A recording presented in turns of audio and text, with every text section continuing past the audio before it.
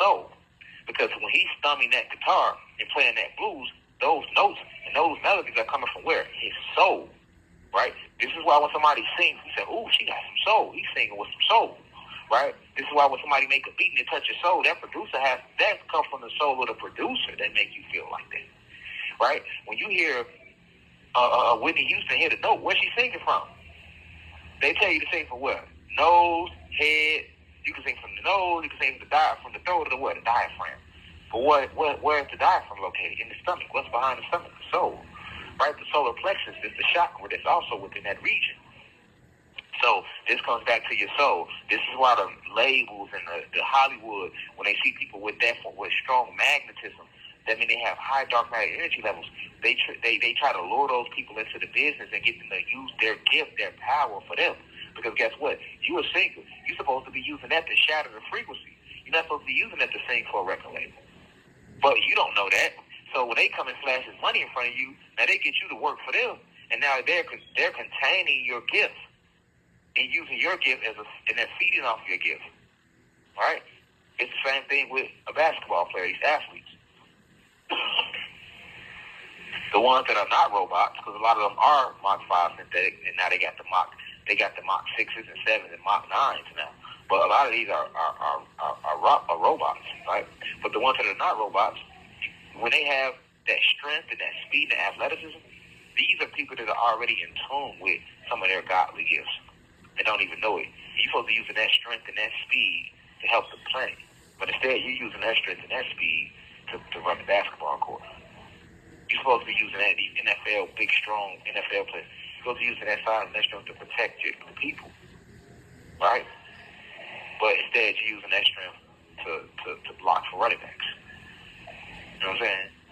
The quarterback that can throw the ball 70 yards, you're supposed to use that arm strength and that vision and that accuracy, right, to practice your aerokinesis, right, to practice your geokinesis, right?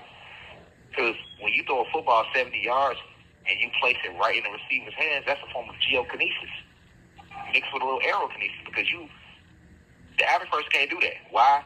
Because it takes a strong mind. You have to guide the ball. When they release the ball, they guide the ball with their mind into the receiver's hand. That's how they have that type of accuracy. That's what separates a quarterback with great accuracy from when they don't.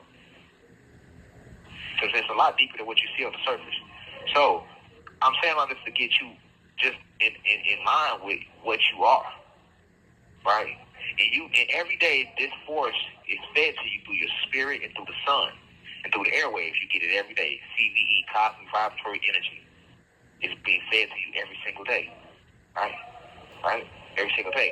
However, the more force you build up, the more people you can heal. This is how Jesus was healing people, right?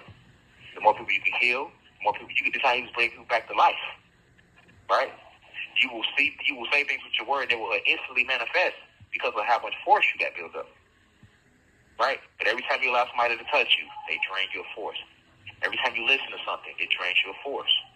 Every time you watch something, it drains your force. It's all about the force. And because you are a God and a goddess, you are filled with this force. But these fallen angels and these fallen gods that were kicked out of the heavens, they are stuck here. And they feed off of your force. Right? This is why you must be careful who you help. A lot of people will come to you. They've already binded themselves over in past lives. They're already in situations where they have made deals with Zeus, a.k.a. Satan, a.k.a. Shaitan. Right? They have made deals, right? Or they have certain evil spirits and devils that are riding them, that they are working with, right? That are causing them to go through certain hardships and certain things they're dealing with, and now they want to come to you. Now they want to come to you and ask for your help. And if you got a good heart, you're going to do what? You're going to help them. I know that's my issue. My heart too big sometimes. I want to help everybody. But when you help somebody, you're allowing them to be, now they are able to feed off of your force. And now they become parasitical, right?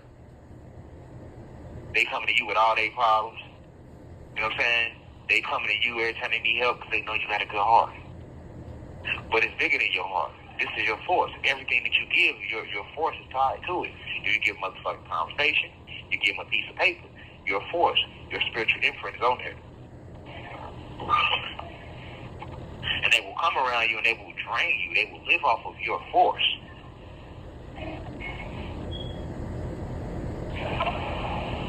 When you let them around you, you let them around your spiritual protection, your blessing.